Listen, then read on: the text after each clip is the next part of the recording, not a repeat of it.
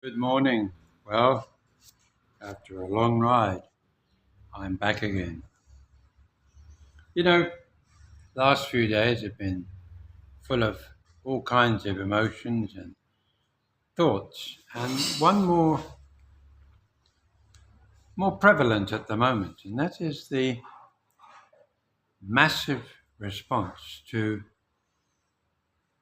the cracking down by, or should I say, reclarification by the government here in the Philippines, ostensibly the Privacy Commission. Now, we all know that there's privacy laws everywhere in the world, and most of these come into play really when somebody's aggrieved, and often it's only the high-profile ones that you hear about. The everyday man and his dog has often sorted it out himself, or you maybe never hear about it really. But here in the Philippines, there are a lot, many hundreds of different little YouTube channels that will fall much closer to the line in terms of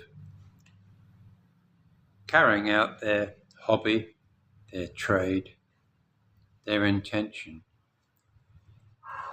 And there's no doubt going to be many what has been described as armchair lawyers, which really is just somebody else's opinion. And we have to remember if you're living in the Philippines, we live also in a country where one person decides the future for you. It's called a judge. The privacy laws in most countries, I believe, are commercial law, really. They're designed to protect individuals also from harassment or exploitation.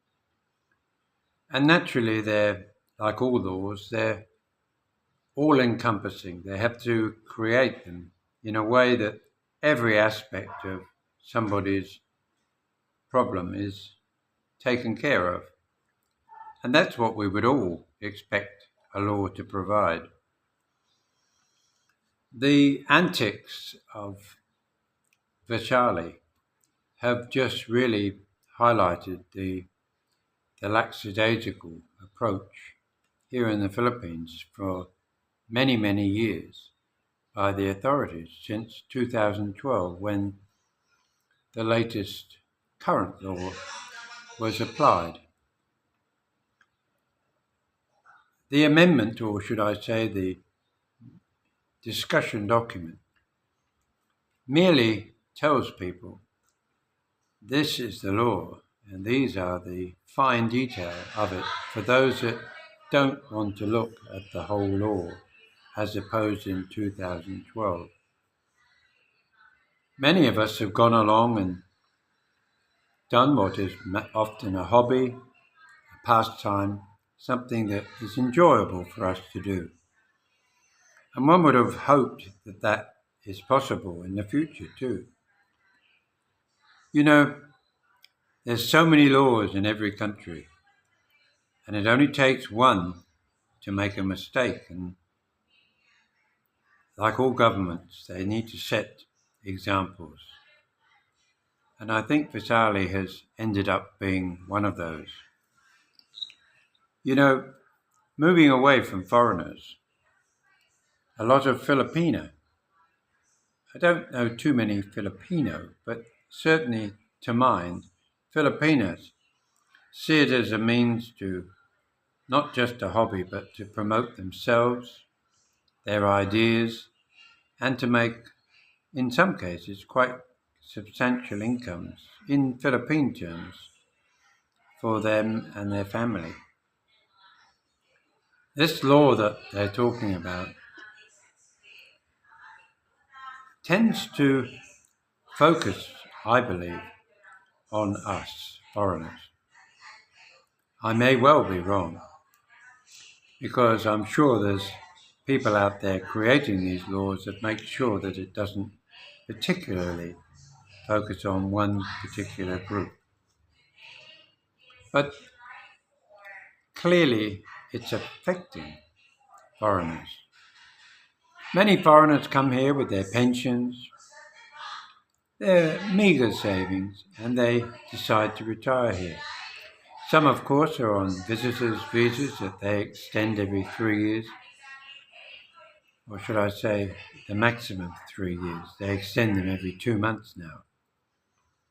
But others on the 13A are treated slightly differently. And I say slightly because it doesn't automatically assume that you can have online remote work, even on a 13A visa. Because there are requirements that you may well find yourself that you're unaware that you can't just do it, because the laws and ideas that come here from our own government here in the Philippines is one of protecting its people. It's not designed to protect you as a foreigner, a visitor, or even a retiree. It may well have implications, but it's not there designed specifically for you. In relation to the current hysteria going on about YouTubers here in the Philippines, there's one particular guy, he even described himself in a tongue-in-cheek way as bald and ugly. Well, I used to add living in ivory towers. Well, good on you, Mike. Of course you'll say that you dug into your own pocket to do that. You didn't need to say that. It's pretty obvious that anybody who goes and gets a legal opinion, and that's it, an opinion, and signs non-disclosure documents, is going to pay for that.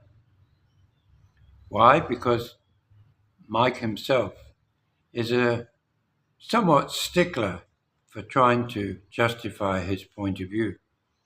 And he likes to scrutinize and find out the information as best he can. But he also points out that the non-disclosure document shows that he's been said a lot of stuff to him that is private between him and his attorney, that he's temporarily engaged. And I can understand that. Everybody runs for cover when they talk on the record. But just remember, everybody, two things most important. It is one man or woman who is your judge, jury, and executioner. And I say that because that's Philippine law. The idea that the community is out there to judge you as well, that only has an effect on the attitude towards maybe the judge's final opinion. But as far as the rest of it goes, if you go to a lawyer, you go to 10 lawyers, you're going to get 10 different, completely different, maybe overlapping, but different opinions. Why? Because that's what law is about. It's about opinions. When you go into court, it's the skill and knowledge and advocacy that that lawyer acting for you, or attorney as they call them here, presents his case on your behalf to the one and only judge. And that's the essence of everything here in the Philippines, and it also applies overseas in relation to an issue. The only difference is that in most countries of the West, there is a jury system. Here there isn't. So you have to take that into account. You also have to be practical. Enforcement. Mike rightly said that there's around 100 employees over the whole of the Philippines who are actively engaged in prosecuting. And I say prosecuting meaning looking at, seeing if there's a case to answer that will survive the scrutiny of a judge for a good outcome for a prosecutor. And that is within the Privacy Commission. And most of them are lawyers. So you've got 100 different opinions, all with the guidelines probably formulated by one particular body. Again, a group of people who have a like-minded issue. But taking pictures of yourself, beside the point, like I am here now, in my own home, be it someone else's. But there is no harm in me talking on the airwaves, as of yet. If you did that in some countries, it would be against the law. It would be against their objective of keeping people down, silent. And we can't avoid that. No matter where we live in the world, there'll be different politics, different approaches to citizens' rights. But again, the hysteria that has surrounded the current situation, I've seen, even myself, I'm blocking out the facial image of some of the screenshots that I put up, some of the photographs that I put up. And I've done that for two reasons. One, fear, and the other one is following the law. So, as strange as it might seem, we're all caught up in this mess. Thank you, Vasali, for drawing it to everybody's attention. But again, is it? Because around the world, governments talk to each other. That means the people in power, decide on what is good and what is bad. Many, many decades ago, everybody went, facial recognition cameras all over the Chinese population. People said, oh my God, living in a sort of Big Brother environment. Look around your city and look at the signs saying CCTV cameras operating in this neighborhood. Look at documentaries that show people doing bad things in shops and streets and how the authorities catch these guys out. They have a system where if you walk down one street, another camera captures you in the next. If he hasn't, there's another dozen cameras that they're looking for you to reappear. So they can determine your own location. Now, of course, they only need to look at your image. Steal your image, by the way. Did you ask that happened? I'm sure somewhere you did. Somewhere you gave your authority to do it in some minute, in the back of some agreement that the government made you sign without you knowing. Yes, they can follow you anywhere. We travel from one side of the world to the other and we're told about facial recognition. And when we go through passport checkouts, in your own passport there's biometrics. Arrivals, biometrics. Departures, biometrics. The old idea that these little things were all they needed is outdated in a way. It's just another tool that governments use to control us, to find out what we're up to. You know, my eye colour, my iris, my voice, my whole facial setup, as ugly as it might be, is all on record somewhere. And I may have done no crime in my whole life, as you might have. But we are there somewhere buried in official data. But that's okay. They're allowed to do it. Because remember, they have the power. And we are just mere citizens or visitors to different countries. But more importantly, Is our life and our lives going to now be restricted? Is it going to take the fun out of being humorous, being able to show humor? I don't think so. I will, or as I always try and do, show you behind me. Those that want to look will say, turn the camera around so we can see the neighborhood. Fine, that's what people want to see. Do they want to see blacked out faces because it's offending maybe somebody being captured unnecessarily? Or is it unnecessary? If you walk on a street, you're happy to have CCTV camera pick you up and take pictures of you. But the law as it is written here now or interpreted by many is that you don't necessarily have to agree to it. You can opt out. I don't think so. I don't think you can go to a public place, a public street, and say, don't capture me on CCTV camera, or I will sue the government, or the local authority, or the business, because the onus is upon you. If you don't want to be filmed, don't go out.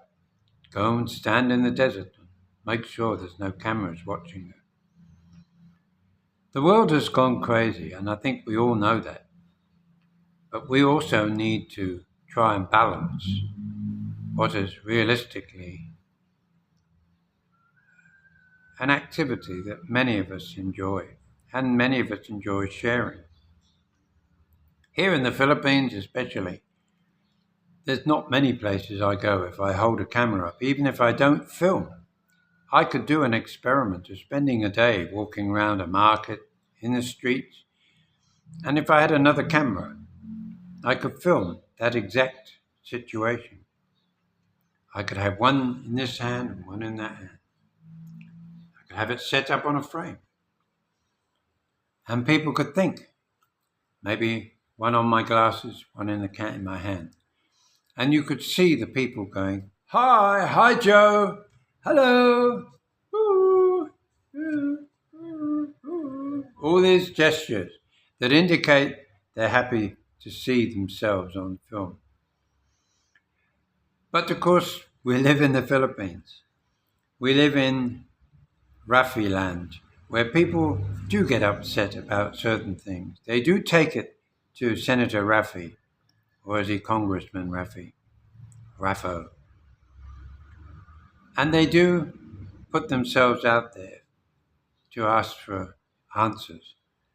And I think we have to remember also, she who must be obeyed is always out there looking for ways of controlling you further.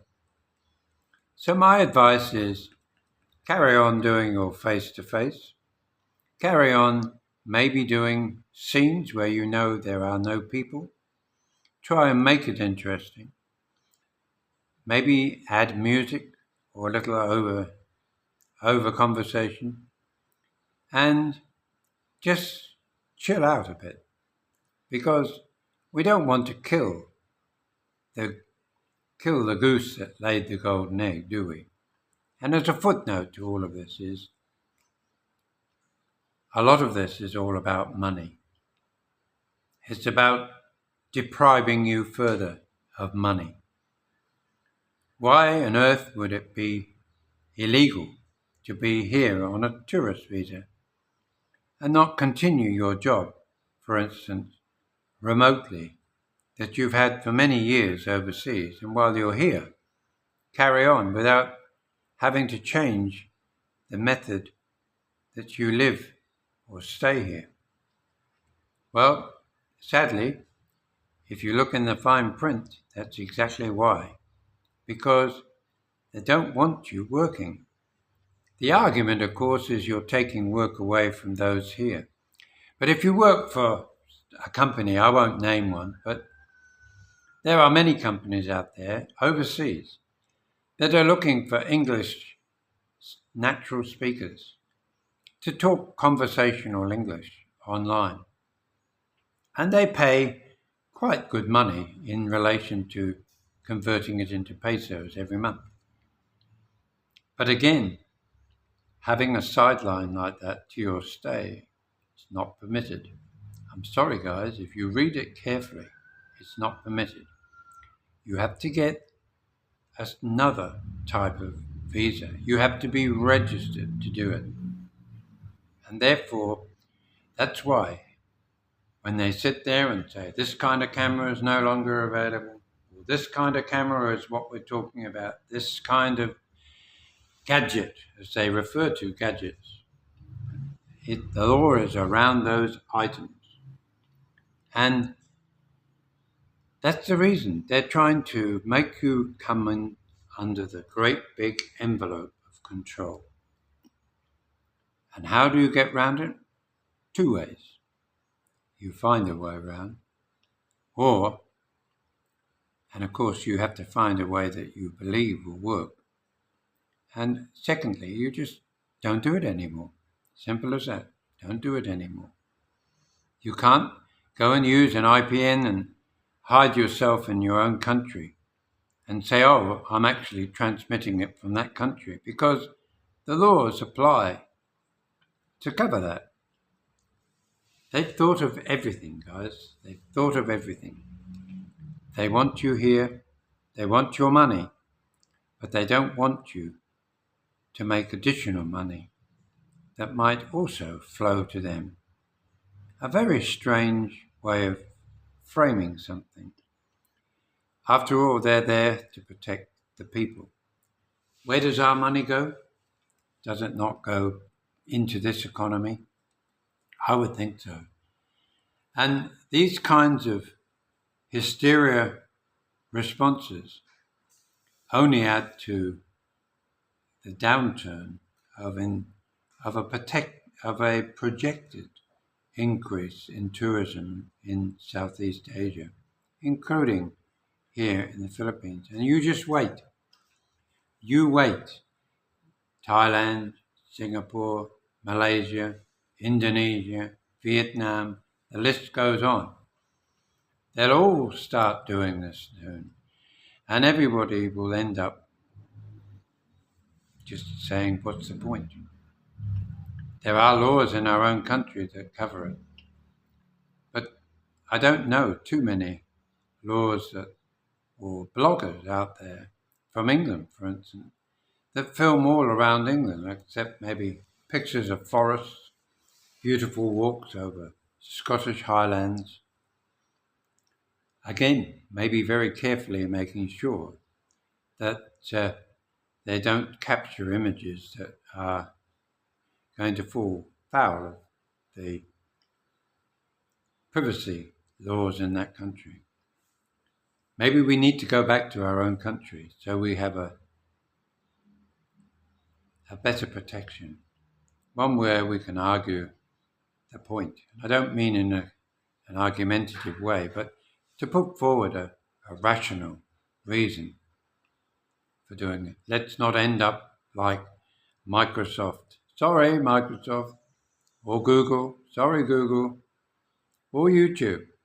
When you scroll down the terms and conditions, 28 pages of them, or 112 pages of them, whatever it is.